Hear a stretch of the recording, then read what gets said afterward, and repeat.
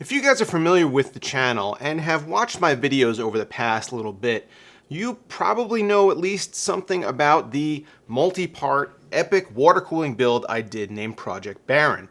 You might also be aware that last week, that same project literally blew up in my face. I got cooling all over my face. So for this reason, I needed to put together another editing machine.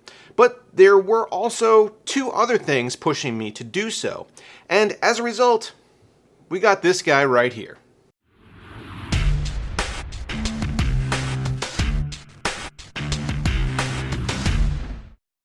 When I was at CES this year, I met and was able to chat with a dude named Roman.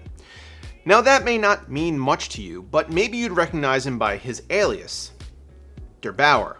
DerBauer and I got to talking about things, and he offered to send me over not only one of his now famous Delid DieMate X kits, but also his brand new direct die frame.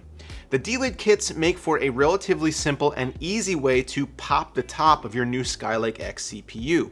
And although wrenching apart a $1,000 processor is never going to happen without some minor level of anxiety, I can verify that the engineering that went into this thing is no joke, and DerBauer has it manufactured to within crazy tolerances to ensure everything works exactly as it should.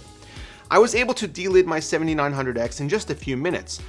Although as I was planning out this video, I realized that the footage of me actually doing the delidding was stored on the SSD that was attached to the motherboard in Project Baron.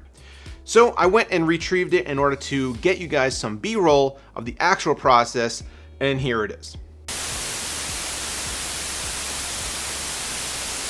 Yeah, so that SSD is dead, and with it, the footage of the delidding. Unfortunately, that also means I don't get to show you the process of installing the direct die frame. Now, this is a brand new DerBauer product, and it allows you to mount a cooler such that the cold plate is making direct contact with the CPU die. The reason you need a frame to replace the standard LGA 2011 mounting mechanism right here is that you need a very slightly raised platform around the chip to ensure that you don't apply too much pressure to the die and subsequently crack it. So my 7900X was delidded and mounted inside a direct die frame on my EVGA X299 for the Win motherboard. And then I slid the whole thing back into the retail box, waiting for the right time to build a system with it. It turns out that now is the right time, as I'm still dealing with the aftermath of the Project Baron nightmare,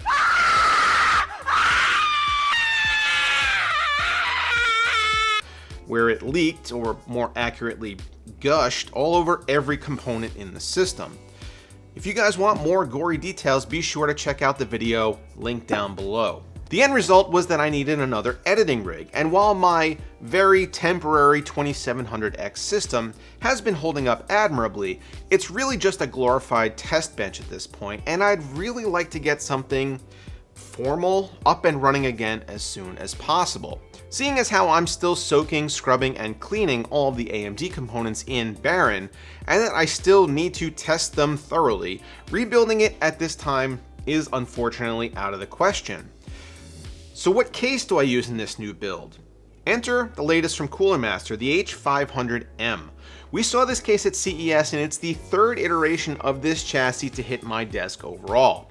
As such, I won't be working up a full review of it, as the layout remains the same, but there are some features I definitely wanted to touch on. First off, the front panel is swappable from this full tempered glass to a complete filtered mesh, meaning you can decide if you want more airflow or more show quality, I guess. That's not to say that with the front glass installed you won't be able to get any air to your components, as Cooler Master has enlarged the front airflow grills and wrapped them around the front of the fans. You also get a similar tempered glass implementation up top and on the right side, meaning that you can have up to 4 glass panels installed on this case at once. There's also an included GPU support bracket, as well as an RGB control hub around back. Now, this isn't my favorite placement, and I wish they would have found a way to mount it somewhere in the middle of the tray instead of having to attach yet another cover. but the controller does allow you to dictate what the addressable 200mm RGB fans are doing, which is pretty cool. The controller is by default hooked into the reset switch on the front of the case, where you'll also find 4 USB 3.0 Type A and 1 USB 3.1 Type C port, an awesome array of connectivity, but one that will require a total of 3 USB headers on your motherboard to use, and one of them has to be the new USB 3.1 Gen 2 connector. This case will go for $199 and should be available very soon after you watch this video. It definitely feels a lot more premium with all that glass and the addressable RGB features than even the 500p mesh white did, and for that reason I decided to use it on this build. But what cooler should I use? Cooler Master and I had a heart-to-heart one day a few weeks ago where we hashed through the problems I've been having with their products and review samples. They took an honest interest in what I had to say, and they vowed to be better. They also said, hey, why don't you take another look at that ML240R cooler? It goes great with the H500M. And I said, I'm willing to give it another chance.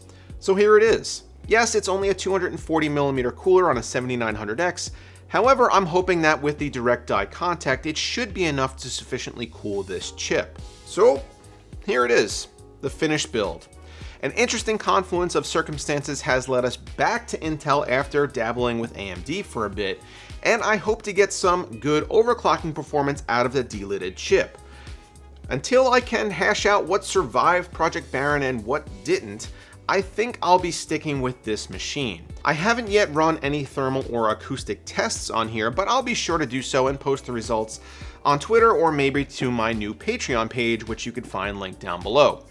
So what do you guys think? Is the Delid DieMate X a worthwhile investment for Skylake X? Has Cooler Master finally made the ultimate H500 chassis? Will Project Baron ever live again?